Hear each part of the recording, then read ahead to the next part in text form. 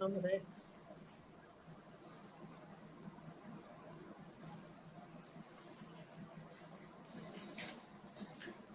ठीक है अमिता जी, हम शुरू करते हैं।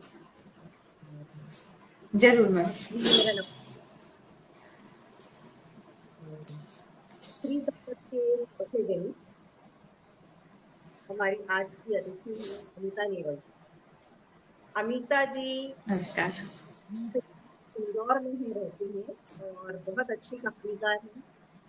उन्होंने स्वार्थ और कामों के अस्तित्ववादी विचारों का तुलनात्मक अध्ययन विषय पर पीएचडी की है। कई प्रतिष्ठित पत्र पत्रिकाओं में इनकी कहानियां प्रकाशित हुई हैं। आकाशवाणी पर कहानियां और कविताओं का नियमित प्रसारण होता रहा है। कई पुरस्कार भी इन्हें मिले हैं। अ, इनका कहानी संग्रह तुम जो बहती नदी हो 2018 में प्रकाशित हुआ। इनका एक उपन्यास इसी साल आने वाला है, जिसके लिए अमिता जी को और एक पर काम भी कर रही शुक्रिया। है। इनका जो उपन्यास आने वाला है वो माझी पर आधारित है।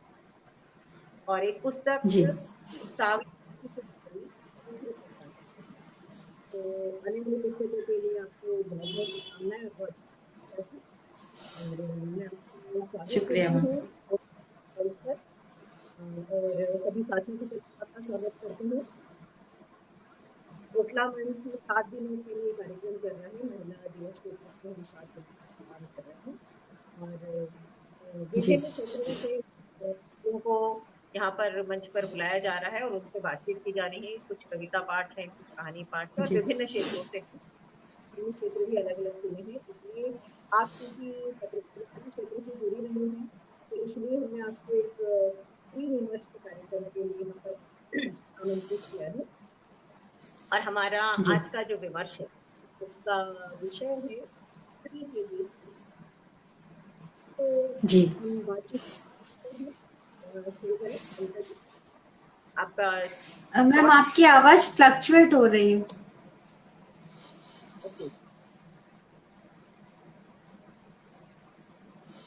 फ्लक्चुएट हो रही है मेरी आवाज। ओके, मैं करती हूँ कुछ। हाँ अब ठीक आ रही है। नहीं अब ठीक आ अब रही ठीक, है।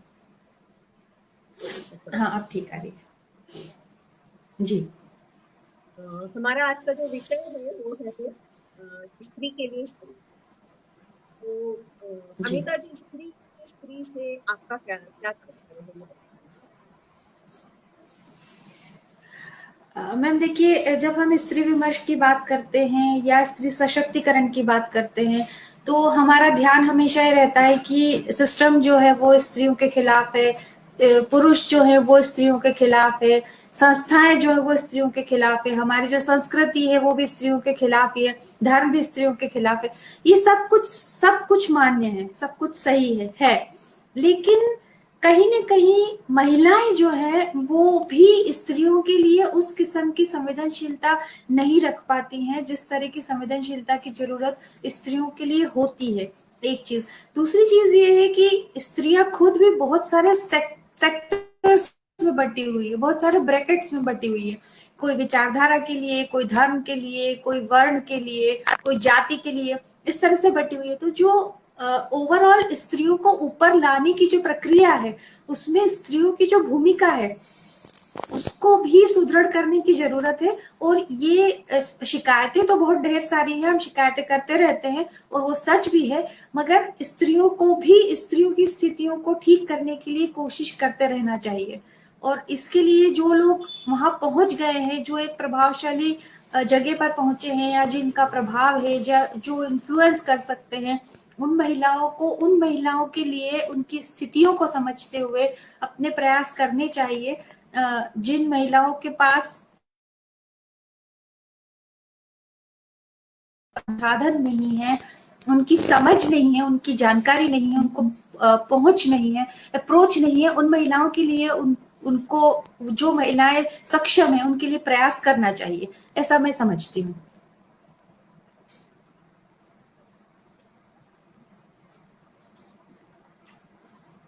मैम आवाज नहीं आ पा रही आपकी, माइक म्यूट है। ऐसा भी कहा जाता है जी। अमिता जी कि औरत ही जी। औरत की दुश्मन है।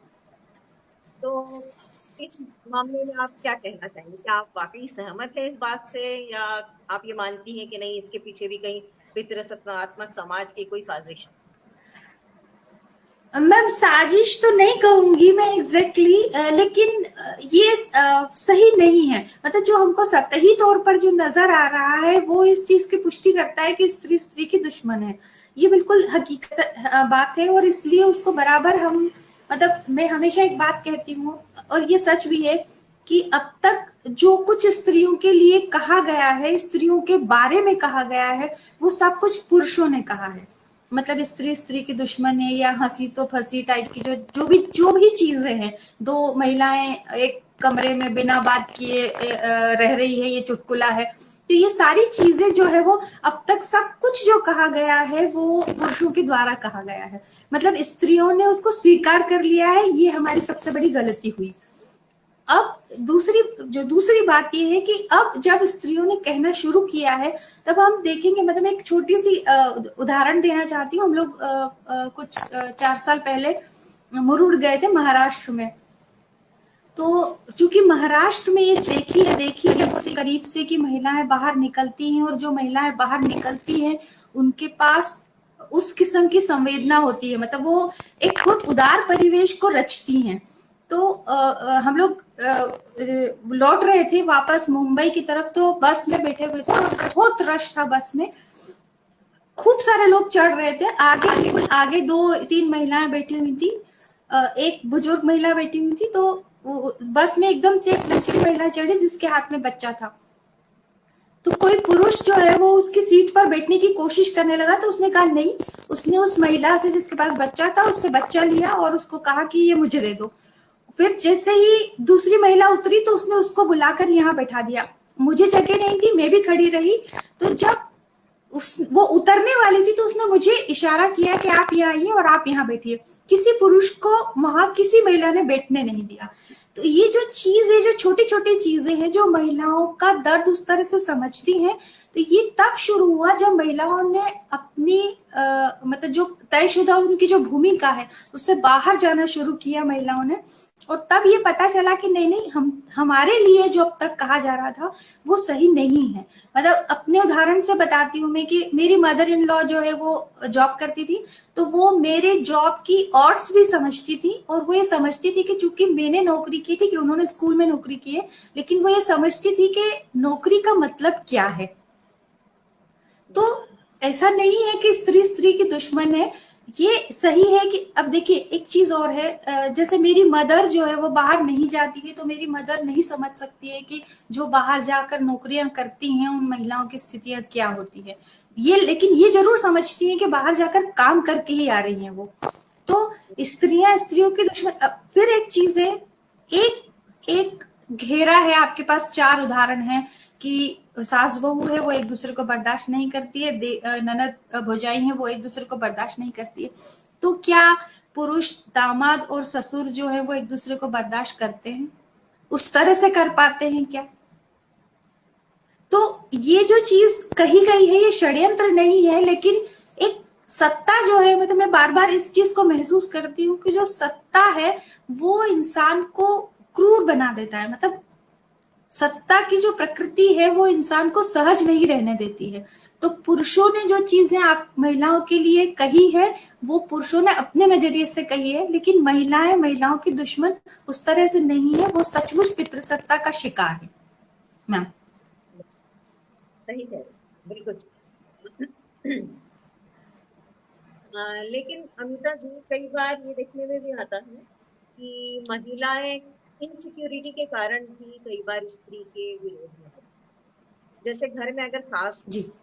और उसे हम्म। इनसिक्योर लगने लगता है कि मेरी बहू को ही, जो मैंने इतना अपनी धाक बना रखी है, उसको कहीं खिला न दे, हम्म। और इस शायद वो कई बार वो हम्म। खुद ही खिला करती है। ऐसा ही कई बार हम कार्य क्षेत्र में भी देखते हैं कि अभी भी जैसे हम बाहर निकलते हैं तो ऑफिस में देखें, किसी संगठन में देखें, कहीं समूह में देखें, कोई रचनात्मक समूह में, कहीं भी, वहां पर स्त्रियों की संख्या आज भी बहुत गिनी चुनी स्त्रियां होती हैं।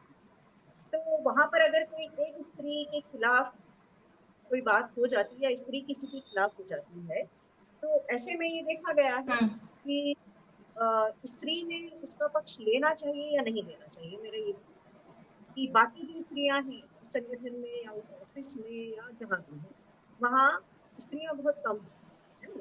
लेकिन अगर हम्म हम्म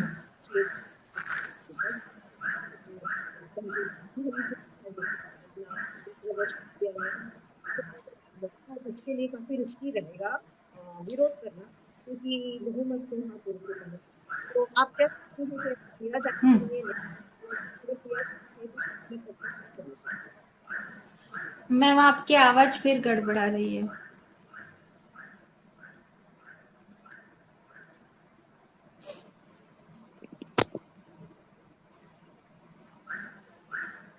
अब मेरी आवाज आ रही है आपको? मैम आवाज आती है फिर एकदम से फ्लक्चुएट करने लगती है। जस्ट कुछ मूवमेंट का प्रॉब्लम हो रहा है जी।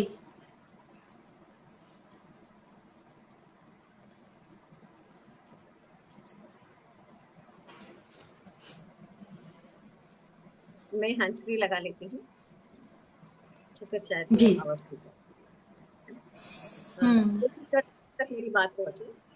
अब मैं ये कह रही थी कि जैसे महिलाओं की जो स्थिति है मैं समझ आर्थिक। गई आपकी बात। जी जी। ये बात सही है कि जब इस तरह की कोई घटना होती है वर्क प्लेस में या किसी इंस्टीट्यूशन में, तो महिलाएं जो है वो महिलाओं के समर्थन में आने की बजाय या तो वो न्यूट्रल होना चाहती है, मतलब बिल्कुल चुप्पी साध लेती है, अदरवाइज वो पुरुष पुरुष की तरफ चली जाती है।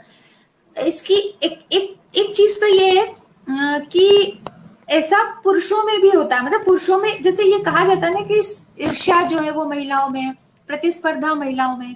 लेकिन आप देखिए कि कई पुरुष जब हैं, मैं अभी देख रही हूँ कई चीजों को कि किसी पुरुष की कोई किताब आई है तो जो बाकी लोग हैं वो ट्रोल करने लगे हैं, अरे ये इतिहासकार हो गए हैं, अरे ये संस्कृति कर्मी हो गए हैं। तो ये चीज बहुत नॉर्मल ह्यूमन मतलब नेचर है एक चीज। और दूसरी चीज, महिलाओं को समर्थन में आना चाहिए, लेकिन बहुत सारी चीजें जो मैंने पहले भी कहा था कि सेक्टर्स में बटी हुई है महिलाएं, जैसे पुरुष भी बटे हुए हैं, मतलब समाज ही बटा हुआ है। तो वो जो ब्रैकेट्स में बटी हुई महिलाएं हैं वो समर्थन करने में डरती हैं, एक तो डरती भी है क्योंकि छोटी छोटी चीजें हैं जो बहुत बड़ा रूप ले लेती हैं कई बार। मतलब जैसे वर्क प्लेस में यदि कोई इस तरह की घटना हुई, एक आध दो उदाहरण मेरे सामने है कि कोई अब्यूज जैसी बात हुई है, तो आप उनसे महिलाओं से कहिए कि हम शिकायत की शिकायत करेंगे, तो वो ना कर देती कि नहीं नहीं अभी आप रहने दीजिए, नहीं करते हैं। क्योंकि ये टैबू है, मतलब ये लग जाता है, ठप्पा लग जाता है कि इन्होंने आपका विरोध किया है। और फिर अगेन यही चीज है, ये चीज पुरुषों के साथ भी है कि महिला यदि अपनी शिकायत कोई करती है तो सबसे पहला सवाल उसी पर खड़ा होता है कि ये आपने किया होगा ऐसा। तो इसलिए महिलाएं समर्थन में खड़ी नहीं हो पाती, मगर होना चाहिए। मतलब ये एक ट्रेंड जैसी सेट करने की जरूरत है कि यदि महिलाएं हैं और उनके साथ यदि कोई अन्याय जैसी चीज हुई है या कोई मतलब भेदभाव हुआ है, तो उसके लिए महिलाओं को उनके साथ खड़ा होना चाहिए मैम। जी बिल्कुल आप सही कह रही हैं, क्योंकि जनरली हम सोशल मीडिया पर भी देखते हैं। अब मेरी आवाज क्लियर है मैम? अमिता जी मेरी आवाज हाँ क्लियर है? बिल्कुल बिल्कुल। जी। जी बिल्कुल, तो अब जैसा क्लियर। हम सोशल मीडिया पर भी देखते हैं कि पुरुष भी पुरुषों का विरोध करने में पीछे नहीं रहते हैं। ऐसा सिर्फ स्त्रियों के साथ नहीं होता है, पुरुषों के साथ भी होता है। ये बात आपने बिल्कुल हाँ सही कही। हाँ हाँ। और लेकिन कई बार हम सोचते हैं कि स्त्री का आत्मनिर्भर होना बहुत जरूरी होता है। तो क्या आत्मनिर्भर होने के लिए सिर्फ शिक्षित हो जाना काफी होता है? शिक्षित मैम होना, देखिए, केवल शिक्षित हो आत्मनिर्भरता व्यक्ति? यदि नहीं मैम, वो नहीं हो पाता है। देखिए आत्मनिर्भरता जो शिक्षित होकर आत्मनिर्भरता पाई जाती है वो आर्थिक पाई जाती है। लेकिन हम्म आर्थिक आत्मनिर्भरता आपको ओवरऑल आत्मनिर्भरता देती है या नहीं देती है, ये एक अलग विषय है।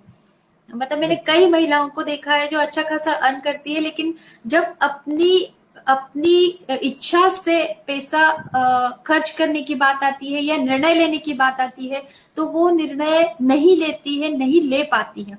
दो चीजें हैं। बिल्कुल सही। एक इसकी बड़ी वजह ये है, बड़ी वजह ये है इसकी कि दो चीजें हैं। एक तो ये है कि एक कंफर्ट जोन है हम्म, स्त्रियों का, कि जी निर्णय लेना हमेशा ही दुख की वजह है। मतलब आपने कोई निर्णय लिया है तो जरूरी नहीं है कि वो निर्णय सही ही ठहरेगा। तो बिल्कुल। वो जो हम्म, गलत निर्णय होता है उसका जो जिम्मेदारी है उसको उठाने से स्त्रियां बचती हैं। जी। मतलब इस अमिता तरह की हम्म अपब्रिंगिंग होती है। जी, जी मैम बताएं। अ, निर्णय लेने से बचती हैं, यानी कुल मिलाकर ये कि जिम्मेदारी लेने से बचती हैं, क्योंकि आपको सही गलत की जिम्मेदारी खुद लेनी होगी अगर आप निर्णय लेते हैं तो। लेनी पड़ेगी। लेकिन इसमें जी, इसमें कहीं एक बात ये भी हो जाती है कि अगर कहीं पुरुष का निर्णय गलत निकलता है तो ये मान लिया जाता है कि ठीक है, कभी कभार गलती हो जाती है। लेकिन अगर इस जी, तरीके से स्त्री की का निर्णय अगर गलत निकलता है तो ये कहा जाता है कि देखा, मैंने तो कहा था, तुम में अकल ही नहीं है ना। तुम मतलब बिल्कुल यही इतनी बात। अकल जी, है नहीं, तुम में अकल नहीं है, और तुम हाँ, कैसे अपना हाँ, निर्णय खुद ले हाँ, सकती हो, जब तुम्हें पहले मना किया गया था तो क्यों हाँ, किया। इस तरह के 100 ताने क्यों कई ले बार सुनने बिल्कुल को मिल जाते हैं। इसलिए भी कई सुनने को बार मिलते हैं। स्त्रियां, हाँ, कई बार स्त्रियां निर्णय लेने से बचती इसलिए भी है कि ताकि इन तानों से बचा जा सके। जी, आ, जी जी अमिता जी, मेरे मन में ऐसा आया तो मैंने कह दिया। आप बताएं, आपकी बात कीजिए, आप बताएं। नहीं वही वही बात है एक ये कि मतलब एक और चीज है कि स्त्रियों की जो अपब्रिंगिंग है वो इस तरह से हुई होती है कि उनको ये सिखाया जाता है कि आप यदि गलती करती हैं तो वो गलती मान्य नहीं है, वो स्वीकार्य नहीं है। बिल्कुल। मतलब पुरुष गलती करता है तो ठीक है, वो गलती वो करेगा तो वो गलती करेगा, लेकिन स्त्री हम्म यदि गलती करती है तो फिर वो गलती ही करती है। मतलब हम्म ये ये जो आत्मविश्वास है, मैं कई बार देखती हूँ, घरों में भी देखती हूँ, खुद अपने अनुभव से भी चीजें देख रही हूँ कि इसलिए स्त्रियां प्रयोग करने से बचती हैं। मतलब हम्म, यदि प्रयोग करने की बारी आती है तो वो बनी बनाई लीक पर चलने को तैयार है, कोई नई चीज हम्म, करने को तैयार नहीं है। उसकी बिल्कुल। वजह यही है कि क्योंकि उनको गलत उनके गलत होने को स्वीकार नहीं, मतलब स्वीकार नहीं किया जाएगा, इसलिए वो हम्म, कोई नई चीज करना नहीं चाहती है, इसलिए वो कोई निर्णय लेना नहीं चाहती है। तो जो आत्मनिर्भरता है वो बिना निर्णय लिए तो नहीं आएंगी। बिल्कुल। एक चीज है। दूसरी चीज ये है कि उस किस्म की जागरूकता भी महिलाओं में नहीं है। मतलब ये है कि यदि कोई आईटी आईटी प्रोफेशनल है, हालांकि अब ये पुरुषों के साथ भी है, मगर महिलाओं के साथ ज्यादा है क्योंकि वो उस कंफर्ट जोन में रहना चाहती है। आईटी प्रोफेशनल है तो उनको लगता है कि नहीं नहीं, इकोनॉमिक्स से हमारा क्या लेना देना है, पॉलिटिक्स से हमारा क्या लेना देना है, सोशियोलॉजी से हमारा क्या लेना देना है, किसी चीज से हमारा कोई लेना देना नहीं। हम प्रोफेशनल्स हैं, हम वो काम करते हैं, वो काम बेहतर तरीके से कर सकते हैं, वो हमें पैसा देता है, वो हमें पहचान दे रहा है। हम बिल्कुल। बाकी किसी चीज को न जानना चाहते हैं न समझना चाहते हैं, और लगता है इसी तरह से जिंदगी निकल जाएगी। तो वो जो कंफर्ट जोन है, वो कंफर्ट जोन उनको वो ओवरऑल इंडिपेंडेंस जो है वो नहीं देता है। और खराब बात है ये, मैंने अपने नॉवेल में भी ये बात लिखी है कि दासत्व जो है वो एक व्यसन है। मतलब वो जी बिल्कुल। शुरू होती है आदत से शुरू हम्म, होती, मतलब वो मजबूरी से शुरू होती है और वो फिर बाद में आदत बन जाती है। तो ये बिल्कुल। इस ब्रैकेट को तोड़ना स्त्रियों के लिए बहुत जरूरी है मैम। जी बिल्कुल सही कह रहे हैं आप। कई बार हम लोग देखते भी हैं कि जैसे आस पड़ोस में भी कितनी महिलाओं को देखते हैं कि जो घर में पति का मार खा लेंगी, लेकिन अगले दिन फिर वापस घर के बाहर निकलती हैं तो वो चेहरे पर वही मुस्कान। और तो मुझे कई बार ऐसा लगता है कि शायद वो ये सोचती हैं कि घर जितनी सिक्योरिटी उनको कहीं नहीं मिलेगी। स्त्रियों के साथ शायद सिक्योरिटी का भी एक बहुत बड़ा प्रॉब्लम रहता है कि वो सिक्योरिटी चाहती है, क्योंकि बाहर निकलने पर जिस तरीके से समाज उन्हें देखता है और जिस तरीके का माहौल हमारे यहाँ होता चला जा रहा है, उसमें महिलाएं कई बार बहुत इनसिक्योर फील करती हैं बाहर निकलने में भी।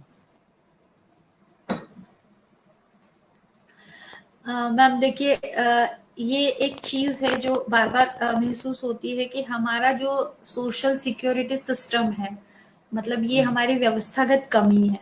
हमारा जो बिल्कुल। सोशल सिक्योरिटी सिस्टम है वो उस महिलाओं को वो उस किस्म की आजादी नहीं देता है, प्रयोग करने की सुविधा नहीं देता है जिस किस्म का सोशल सिक्योरिटी सिस्टम वेस्ट में महिलाओं को दिया जाता है। एक चीज, दूसरी चीज ये कि हमने सोसाइटी में शादी जैसी चीज को इतना पवित्र कर दिया है हमने कि उसका टूट जाना, अब तो खैर वर्जनाएं टूटी हैं, लेकिन आज से कुछ साल पहले या ये कह लीजिए अभी भी कुछ समाजों में आप यदि अपने रिश्ते से बाहर चले जाते हैं तो वो अच्छा नहीं माना जाता है। तो एक तो आपका सामाजिक दबाव काम करता है, और दूसरा ये है कि महिलाओं को वो सिक्योरिटी नहीं देता है सिस्टम हमारा, जिस सिक्योरिटी में वो अपनी स्वतंत्रता अवेल कर सके। ये एक बड़ी समस्या है। मतलब यदि आज मैं अपने रिश्ते से बाहर जाना चाहूँ तो मेरे लिए बाहर कोई सुविधा नहीं है। मतलब मैं इंडिपेंडेंट तब भी पेरेंट्स जो है वो आपको शुरू से ये कह देते हैं कि ये आपका परिवार है, ये आपको संभालना है। आप अब इसको कैसे संभालती हैं ये आपकी समस्या है। तो जब आप अपने रिश्ते से बाहर जाना चाहते हैं, आप उस अन्याय को या आपके साथ जो भी भेदभाव हो रहा है, दुर्व्यवहार हो रहा है, उससे बाहर यदि जाने की कोशिश कर रहे हैं आप, तो आपके लिए बाहर की दुनिया में कोई आश्रय नहीं है। तो ये एक तो हमारी सोशल सिक्योरिटी सिस्टम जो हमारे सिस्टम की कमी है, और दूसरी चीज ये है कि हमारा जो सामाजिक दबाव है, हमारा जो सामाजिक परिवेश है, वो स्त्रियों की स्वतंत्रता के लिए पूरी तरह से तैयार नहीं है। और तीसरी चीज जो है, हमारा जो कानून व्यवस्था की जो स्थितियां हैं, जो हमारे मतलब संवैधानिक अधिकार हैं, जो महिलाओं के अधिकार हैं, एक तो महिलाओं को उनके बारे में जानकारी नहीं है, दूसरा यदि किसी इंस्टीट्यूशन में जाकर वो अपने अधिकारों की मांग करती हैं, पुलिस में जाकर या कोर्ट में जाकर, तो ये जरूरी नहीं है कि उनके अधिकारों की मांग पूरी की जाए। तो ये तमाम तरह की जो चीजें हैं वो मिला जुला कर स्त्रियों को सहने के लिए तैयार करती है, एक चीज है। और दूसरी चीज ये है, मतलब ये खराब बात है स्त्री और पुरुष दोनों के लिए ही है ये, कि हमारा जो पारिवारिक जो ढांचा है, जो हमारा जो पारिवारिक व्यवस्था है, या जो परिवार जो इंस्टीट्यूशन है, वो इंस्टीट्यूशन आपको सप्रेस कर रहा है। ये खराब बात है, मतलब कई लोगों को ये बात बुरी लग सकती है, लेकिन वो सिस्टम जो है वो सप्रेस करता है। उसमें डेमोक्रेसी नामक कोई चीज नहीं है। हमने अपने बड़ों को भगवान की जगह ले जाकर खड़ा कर दिया है, तो बड़े जो कुछ कहते हैं हमें वो चीज माननी होगी, हमें सिखाया जाता है। ये सिर्फ स्त्रियों का मसला नहीं है, पुरुषों को भी। लड़के भी जब बाहर जाते हैं तो कई बार ये होता है कि वो अपने खिलाफ हुए अन्याय को उस तरह से रिटेलिएट नहीं कर पाते हैं जिस तरह से किए जाने की जरूरत है। तो ये हमारा जो इंस्टीट्यूशन है, फैमिली इंस्टीट्यूशन है, जो परिवार की इंस्टीट्यूशन है, ये भी हमें अपने अन्याय के खिलाफ लड़ना नहीं सिखाती है, और लड़कियों को तो खास तौर पर। मैम बिल्कुल बिल्कुल सही, बहुत सही। हम डेमोक्रेसी की बात करते हैं, हम लोकतंत्र की बात करते हैं, हम संविधान की बात करते हैं, लेकिन राष्ट्रीय स्तर पर करते हैं। पारिवारिक स्तर पर जब ये बात आती है तो वहां इसको हम अप्लाई कर ही नहीं पाते। वहां तो हमेशा एक सत्ता रहती है, एक व्यक्ति रहता है जो निर्णय लेता है, और बाकी सब सर झुकाकर उसका निर्णय मानते रहते हैं। तो बिल्कुल। सबसे पहले ये जो बदलाव आना चाहिए, ये परिवार में आना चाहिए। बहुत अच्छी बात कही अमिता जी आपने।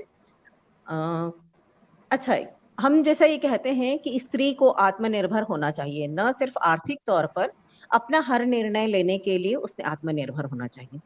तो ये जो निर्णयात्मक शक्ति है स्त्री की, इसको डेवलप करने के लिए कोई दूसरी स्त्री उसकी किस तरह से मदद कर सकती है? जैसे परिवार की ही स्त्री। मैम देखिए, हाँ बिल्कुल। देखिए सबसे पहली चीज तो बिल्कुल ये सबसे पहली चीज ये है कि जैसे जब बच्चा चलना शुरू करता है तो जैसे दो कदम आगे बढ़ाता है और वो गिरता है, लेकिन वो ये मतलब उसको जो पेरेंट्स है वो उसको ये विश्वास देते हैं कि नहीं तुम चलो, हम संभालने के लिए हैं। तो जब स्त्रियां डिसीजन लेना शुरू करती हैं या डिसीजन लेने की स्थितियों में आती है, तब कोई भी, मतलब परिवार की स्त्री हो या दोस्त हो, कोई भी स्त्री है, यदि वो ये कहे कि ठीक है, एक तो पहली चीज ये कि आपको ये जो भी स्त्री है उसको ये बताना पड़ेगा कि गलती जो है वो आपके निर्णय का हिस्सा है। मतलब हर निर्णय आपका सही होगा ये जरूरी नहीं है। तो उसको भी आप स्पोर्टी ढंग से ले सके, मतलब गलतियों को भी निर्णय के हिस्से की तरह ले सके। ऐसा ना समझे कि ये असफलता है। ये असफलता से जाकर भी मिलती है चीजें कि आपने डिसीजन लिया कि अरे मुझे तो बायोलॉजी लेना है, लेकिन बायोलॉजी के माध्यम से मुझे मेडिसिन में जाना है, और यदि मैं मेडिसिन में नहीं गई तो ये आपकी गलती है, आपने गलत डिसीजन ले लिया है। ये जो चीज है सबसे पहले उसे ये समझाने की जरूरत है कि डिसीजन के साथ गलती होगी। मतलब सफलता असफलता हर निर्णय के साथ जुड़ी हुई है।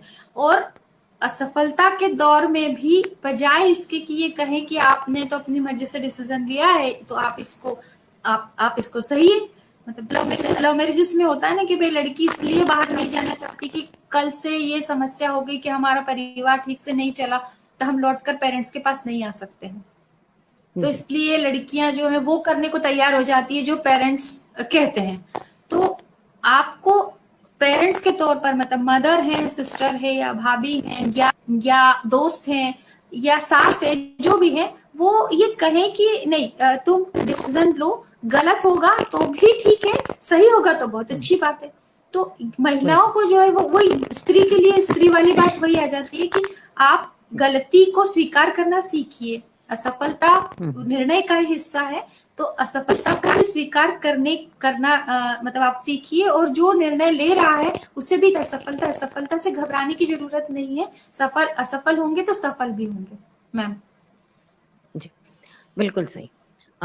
सफलता और असफलता को समान रूप से लेने देने का अधिकार जितना लड़कों को दिया जा रहा है उतना ही अगर लड़कियों को भी दिया जाए तो स्वाभाविक है कि वो ज्यादा आगे निकल पाएंगी, अपना निर्णय स्वयं ले सकने की उनमें क्षमता आएगी। बहुत अच्छी बात कही अमिता जी आपने। लेकिन काफी महिलाओं को ऐसे देखा जाता है कि जो काफी शिक्षित भी हैं, मतलब मैं अपने आसपास भी देखती हूँ तो ऐसी काफी महिलाएं हैं जो काफी शिक्षित हैं लेकिन अपने परिवार में बिल्कुल दबी हुई हैं, उनका अपना कोई अस्तित्व ही नहीं है। और जब समस्याएं सिर्फ इतनी नहीं है, काफी बड़ी समस्याएं भी है कई जगह पर जहां मैंने देखा है।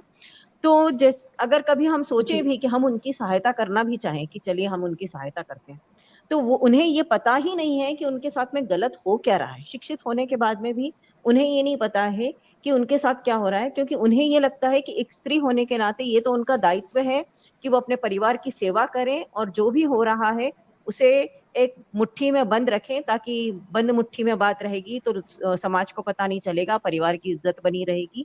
इस तरह की बातें होती हैं और वे सालों साल बर्दाश्त करती चली जाती हैं।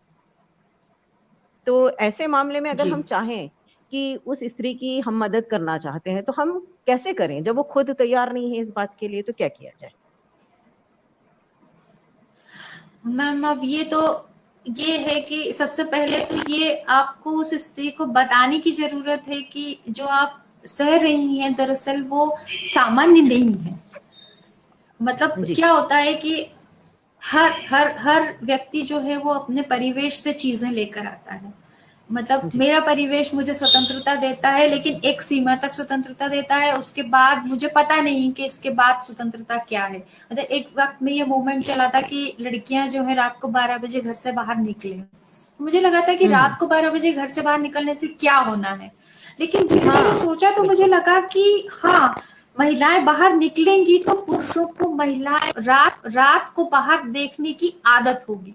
मतलब क्या होता है, चीजें जो है वो असहज नहीं होंगी। मतलब हम लोग जैसे गोवा जाने के बारे में सोचा तो सबसे पहले लगा कि अरे गोवा तो ऐसा नहीं जाया जा सकता है। जब आप बीच पर जाते हैं और वहां पर वो 2 पीस बिकनी पहने हुए महिलाएं दिखती हैं तो आपको वो असहज नहीं लगता है, क्योंकि वहां सारी महिलाएं उसी तरह की नजर आती है आपको। बिल्कुल। लेकिन हम जिस परिवेश से जा रहे हैं उस परिवेश में ये चीजें सामान्य नहीं है।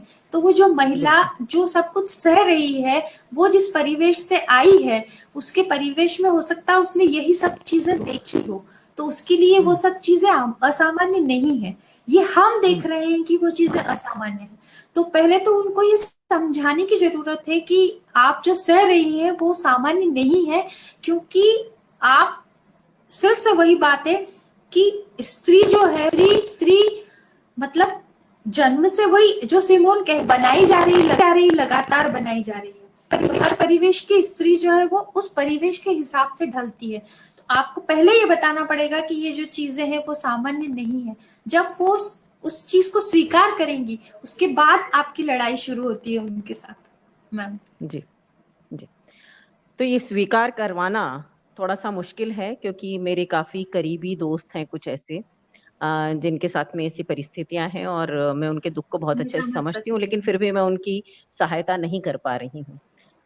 खैर, कोशिश करूंगी कि आपने जो कहा वैसा कुछ करके देखूं, उनसे बात करके देखती हूँ, और इस तरह से कोई समस्या का समाधान निकल आए। लेकिन जैसा हम कहते हैं कि मैम परिवेश फिर से ये दूसरी सब कुछ चीज सीखा। बोलिए। दूसरी ये है कि देखिए वो यदि ये स्वीकार कर लेती हैं फिर उनके पास विकल्प क्या है। मतलब हमें अब विकल्पों हम्म, पर भी बात करनी पड़ेगी। मतलब वो स्वीकार कर लिया उन्होंने कि ठीक जी है ये जो चीज है मेरे साथ असामान्य है। फिर हम्म, उसके बाद के विकल्प क्या है उनके पास। मतलब आपको उनको देखिए, विकल्प भी बताने पड़ेंगे कि ये जी बिल्कुल, विकल्प भी बताने होंगे, बिल्कुल बताने होंगे। हाँ जबकि उनको मैंने विकल्प भी जैसा आपको बताने बताया, होंगे। हम्म, जी मैंने जैसा आपको बताया कि वो काफी पढ़ी लिखी भी हैं, और अ, एक समय था जब उन्होंने बाहर जाकर काम भी किया है, लेकिन अब जब से शादी हुई है, मतलब लगभग ये मान के चलिए अब पिछले 20 साल से, शादी के बाद से उन्होंने बाहर निकलना बंद कर दिया, सिर्फ इसलिए कि इस रिश्ते को बचा लूं।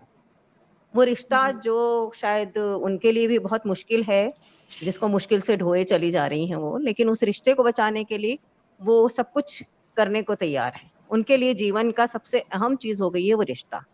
तो ये थोड़ा सा मुश्किल काम है मेरे लिए, क्योंकि क्या करूंगी। करने को तो वो बहुत मैम कुछ कर ये भी सकती हो हैं, बहुत सकता है कि टैलेंटेड लेडी है।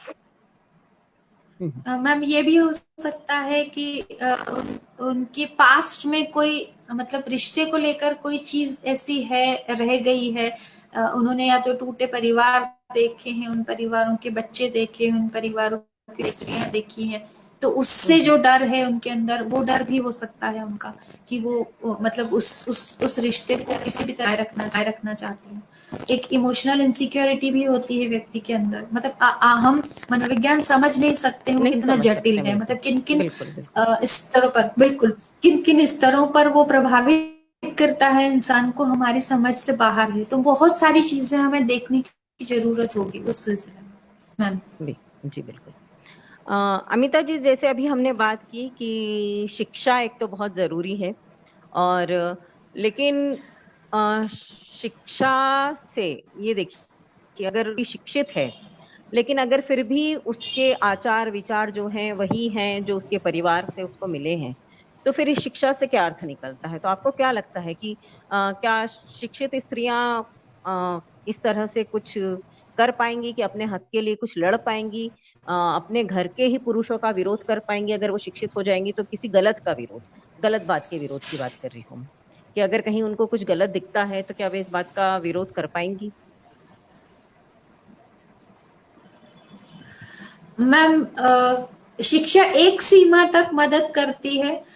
लेकिन जब तक आपको जागरूकता नहीं आती है मतलब आपको परिवेश की समझ नहीं आती है आपको समाज की समझ नहीं आती है आपको संस्कृति और धर्म की समझ नहीं आती है आपको वो सारी चीजें जो आपको लगातार स्त्री बनाए रखने में लगी हुई है। मतलब स्त्री बनाए हम्म, रखना कोई अच्छी बात नहीं है। अब जब विज्ञान विज्ञान भी ये कहने लगा है कि बेसिकली स्त्री और पुरुषों के बीच में मतलब जो फिजिकल कंस्ट्रक्शन है फिजिकल जो उनकी जो संरचना है जैविक संरचना है उसके अतिरिक्त उनमें कोई विशेष फर्क नहीं है। तो उन स्थितियों में जब स्त्री को जिस किस्म से सामाजिक स्त्री के बनाए रखने के जो दबाव हैं जो प्रभाव हैं सारे उन सबको भी समझने की जरूरत है। मतलब क्या है ये खराब बात है कि हमने अपने सिलेबस में सिर्फ जिसको कहना चाहिए एकेडमिक्स चीजें रखी हैं। बिल्कुल। मतलब यदि हम इकोनॉमिक्स की बात करते हैं तो हम इकोनॉमिक्स के सिद्धांतों की बात करेंगे यदि साइकोलॉजी की बात करेंगे तो साइकोलॉजी के सिद्धांतों की बात करेंगे। हमने जो बच्चों को ओवरऑल समझ नहीं है एक चीज तो ये है ओवरऑल सोसाइटी की जो समझ है वो हम अपने बच्चों को नहीं दे रहे हैं। एक चीज जो बहुत लंबे समय से ये बात मुझे महसूस होती चली आ रही है कि ये जो प्रोफेशनल एजुकेशन है, साइंस की है या आईटी की है या मेडिसिन की है या इंजीनियरिंग की है, ये जो प्रोफेशनल एजुकेशन है सारी की सारी, वो एक बच्चे को सोसाइटी दी है। मतलब उसको जो सफलता की दौड़ है वो जो फोकस करती है कि आपको सिर्फ सफल होना है, और सफल किस तरह से होना, करियर के लिए सफल होना है आपको। बिल्कुल। तो वो जो चीज है वो पूरी सोसाइटी से काट कर रखती है। मतलब बच्चा ये समझ नहीं पाता है कि हमारे जो सराउंडिंग का समाज है वो समाज किस तरह से काम कर रहा है। उसके लिए वो जो परिवार और अब जिस इंस्टीट्यूशन में वो पढ़ता है वो इंस्टीट्यूशन, उसके अलावा दुनिया में और कुछ नहीं होता। अब जो जागरूकता है, उस जागरूकता की जो कमी है, वो कमी जो है वो मतलब डिसीजन लेने में आपके बाधक बनती है। तो आप किताबें पढ़ लीजिए, बहुत सारी किताबें पढ़ लीजिए। मतलब मुझे ऐसा लगता है कि जो एकेडमिक्स है उसके इतर आपको बहुत सारी चीजें पढ़ने की जरूरत है। और उसमें यदि आप विषय का बंधन समझ लेंगे कि नहीं नहीं हम तो साइंस के हैं तो हम साइंस की किताबें पढ़ेंगे, चाहे रिसर्च के बारे में पढ़ रहे हो, या हम होम साइंस के हैं तो होम साइंस की किताबें पढ़ेंगे, चाहे रिसर्च के बारे में पढ़ रहे हो।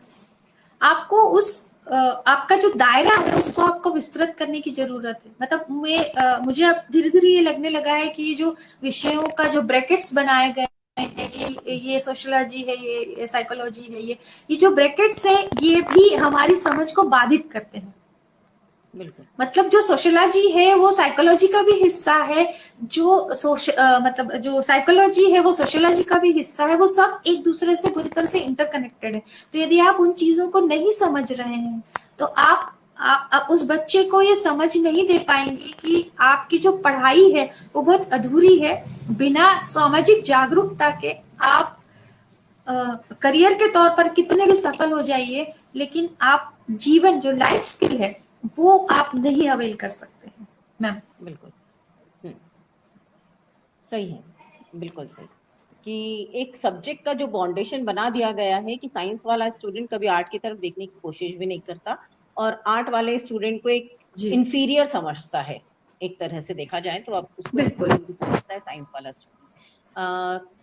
तो लेकिन अमिता जी, पिछले दिनों जैसे कि मैं तो स्कूल से जुड़ी हुई हूँ, तो यहाँ पर टीन एज जी जो स्टूडेंट्स हैं उनके साथ में कुछ एक समस्याएं मुझे देखने को मिली थी पिछले साल, जब स्कूल चल रहे थे। तो कि एक लड़की है जी जो यहाँ जी तक आई और आते से ही मुझसे लिपट कर रोने लगी। पूछने पर पता चला कि रास्ते में जी किसी लड़के ने उसको आते जाते छेड़ रहा है, लगातार कुछ दिनों से परेशान कर रहा है। तो मैंने उससे कहा कि मैंने कहा तुम घर जी। जाकर बताओ, बिल्कुल अपनी मम्मी को बताओ, पापा को बताओ। बोल नहीं मैम, आप बिल्कुल मम्मी पापा तक तो ये बात पहुंचने ही मत देना, नहीं तो मेरी पढ़ाई छुड़वा देंगे। तो मुश्किल यहाँ भी हो जाती है कि बच्चियां इसलिए भी डरती हैं इस तरह की बातों की चर्चा करने के लिए कि उनकी पढ़ाई ही छूट जाएगी अगर वो इस तरह की बातें करेंगी तो घर पर। तो अ, इस तरह बिल्कुल की समस्याओं को लेकर पेरेंट्स को कैसे समझाया जाए और उन लड़कियों के साथ में कैसे डील किया जाए, लड़कियों को कैसे इतना बोल्ड बनाया जाए कि वो इस तरह के प्रॉब्लम्स को खुद सॉर्ट आउट कर ले। मैम, सबसे पहले तो पेरेंट्स से ही बात करने की जरूरत है कि यदि आपकी बच्ची के साथ ये प्रॉब्लम्स चल रही है तो उसमें उसका दोष नहीं है।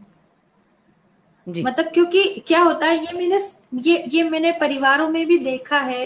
हमारी एक कलीग थी, उनके साथ कुछ ऐसा हुआ तो मैंने कहा कि आप अपनी फैमिली से बात करेंगे? बोले नहीं नहीं बिल्कुल बात नहीं करूंगी फैमिली से। तो क्यों? इसलिए नहीं करूंगी कि वो मुझसे पूछेंगे कि तुमने ही कोई बात कही होगी। तो ये जो हाँ। अविश्वास है महिलाओं को लेकर, ये जो अविश्वास जब तक पेरेंट्स के अंदर रहेगा, वही बात जो मैंने पहले भी कही थी कि पेरेंट्स या घर की महिला ये कहे कि यार जो भी है, आप बाहर जा रहे हैं तो जो भी आपके साथ घट रहा है वो हमें बेझिझक बताइए, हम उसका समाधान कोशिश करेंगे। तो जिम्मेदारी जो है वो पेरेंट्स की बहुत बड़ी पेरेंट्स की जिम्मेदारी है। और ये बिल्कुल सही बात है कि हमारा जो सामाजिक ढांचा है वो वही बात है कि यदि पुरुष भी करता है, भाई घूंघट जो है या पर्दा जो है या जो बुर्का जो है वो महिलाओं को क्यों दिया गया है?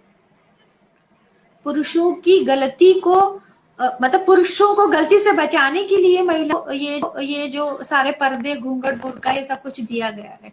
तो हमें ये सिखाया जाता है, बेहतर ये है कि मतलब पेरेंट्स को ये बात समझाई जाए कि नहीं, आपकी बच्ची तो पढ़ना चाहती है लेकिन उसके साथ ये हो रहा है।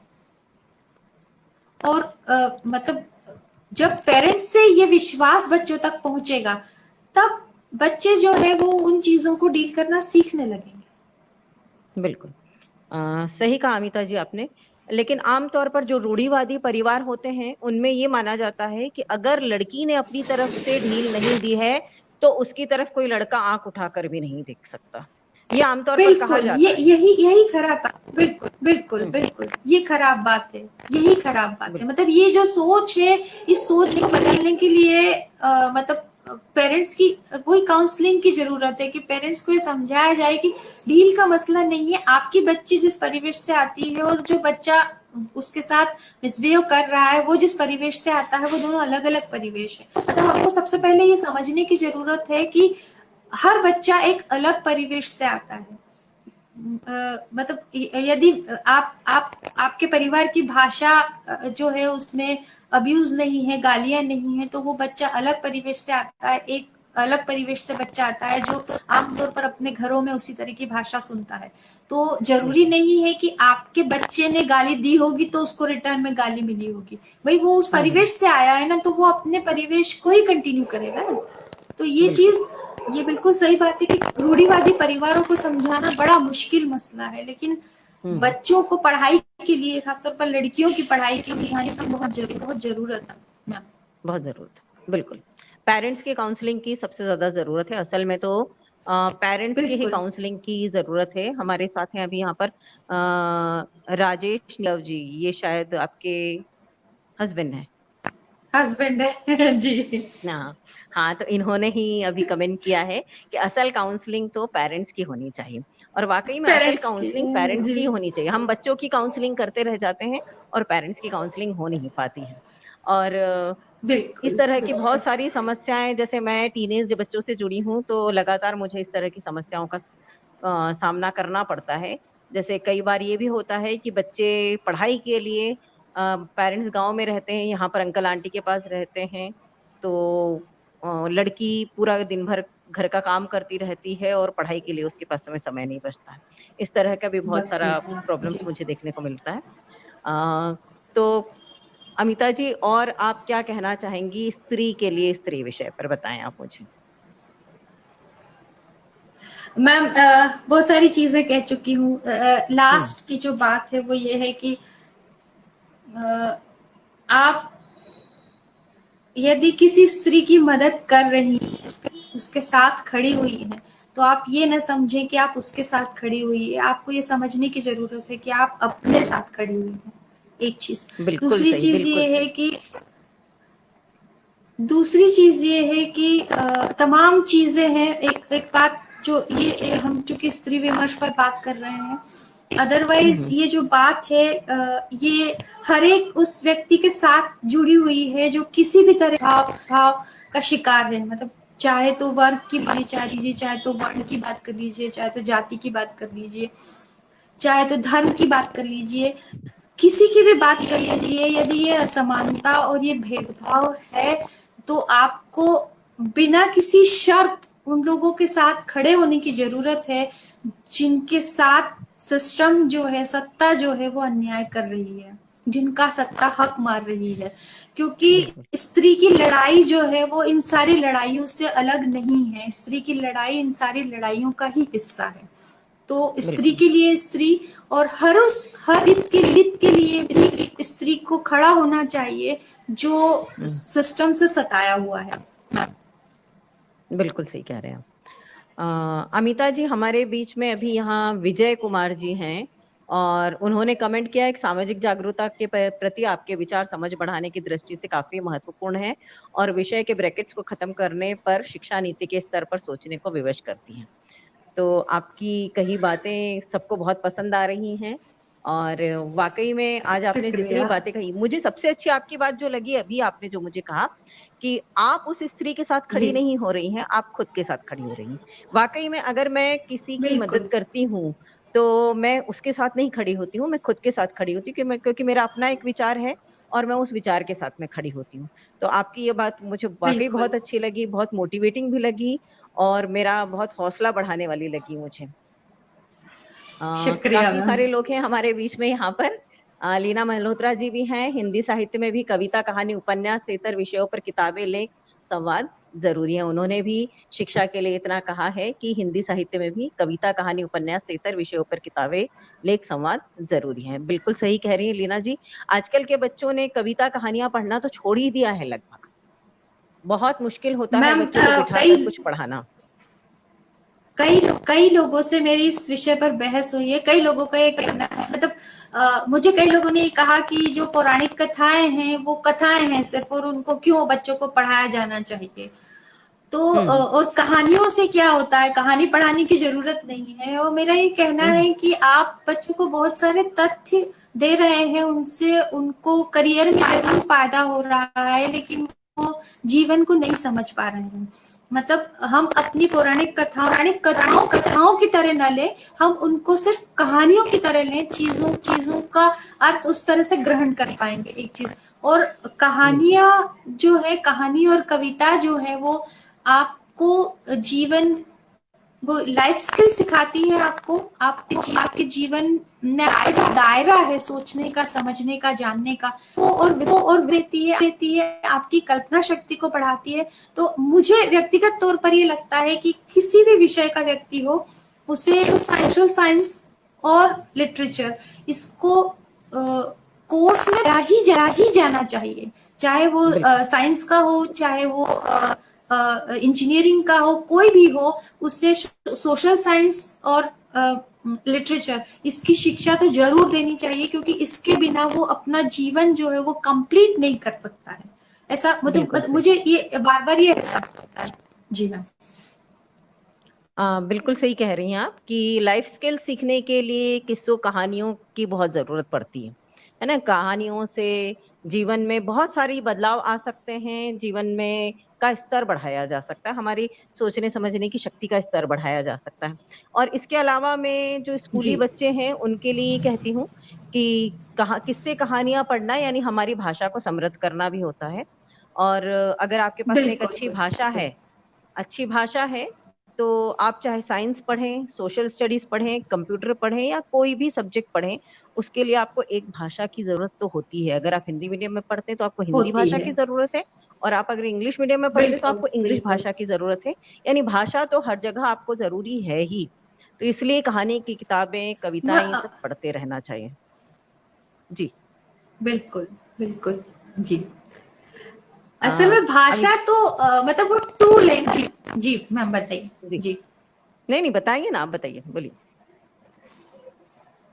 मतलब भाषा तो माध्यम है ना।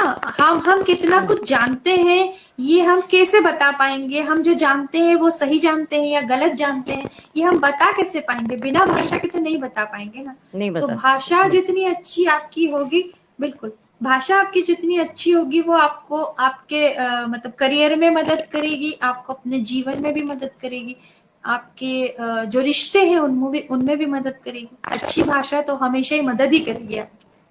बिल्कुल सही कह रहे मैम। हैं। और अच्छी भाषा से हम अच्छी स्त्री विमर्शी कहानियां, कविताएं, उपन्यास लिखते चलें, ताकि स्त्री ज्यादा शक्तिशाली हो सके, स्वावलंबी हो सके, जी आत्मनिर्भर हो सके, आत्मसम्मानी हो सके। अ, तो जी फिर हम लौटते हैं हमारे विषय की तरफ, स्त्री के लिए स्त्री। तो अब इसके जी मैम। कंक्लूजन की तरफ चलते हैं हम लोग, क्योंकि समय भी काफी हो गया है हमारे पास। जो समय था, तो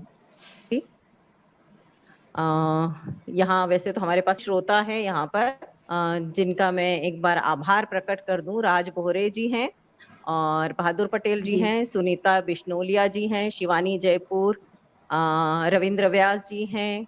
उसके बाद है हमारे पास अनु गुप्ता जी हैं, संजीवनी कांत मैडम है, प्रकाश कांत जी हैं, और राजेश नीरव जी तो हैं ही, खैर बने हुए हैं साथ में। मुखर कविता जी हैं, और लीना मल्होत्रा जी हैं, और राजेश चक्रवर्ती जी हैं, बंसीलाल परमार जी हैं हमारे साथ। इन सब ने बहुत तारीफ की है आपके विचारों की, आपकी बातों की। विजय कुमार जी हैं। और इन लोगों ने सबने हमारा यह प्रोग्राम, दिनेश पटेल जी भी हैं, और इन्होंने हमारा यह प्रोग्राम, जितनी हमारी लंबी इतनी चर्चा चली, वो पूरा समय ये लोग यहाँ पर बने रहे। उसके लिए मैं ओटला की तरफ से इनकी अरे बहुत वाह। आभारी हूँ कि इस समय, इतना समय आप लोगों ने यहाँ दिया और इस चर्चा में आप शामिल रहे। आपका बहुत बहुत आभार। और अमिता जी, वाकई में बहुत शानदार चर्चा रही, मुझे बहुत अच्छा लगा आपसे बात करके। उम्मीद करती हूँ कि हम अगली चर्चा जब करेंगे शुक्रिया। तो मैं बेहतर तैयारी के साथ आऊंगी, बहुत सारे और सवालों अरे के साथ, और हम भी नहीं। अच्छी अच्छी लंबी चर्चा करेंगे, और लंबी थोड़ी, क्योंकि मुझे वाकई में जरूर बहुत मजा आया, जरूर। बहुत मजा भी आया, और मैं खुद बहुत समृद्ध हुई, अपने आप में थोड़ा और पावर फील कर रही हूँ कि अरे नहीं, बाप रे। मैं और अच्छा करूंगी। है ना? तो आपका बहुत बहुत आभार अमिता जी, आप आए यहाँ और इतना आपने मैम समय आपका दिया और आभार इतनी जी। अच्छी बातें की, बहुत अच्छा लगा। हम फिर मैम मिलेंगे, जरूर शुक्रिया। मिलेंगे, और ज्यादा लंबे समय के लिए मिलेंगे। बहुत आभार आपका अमिता जी, थैंक यू वेरी मच। शुक्रिया मैम।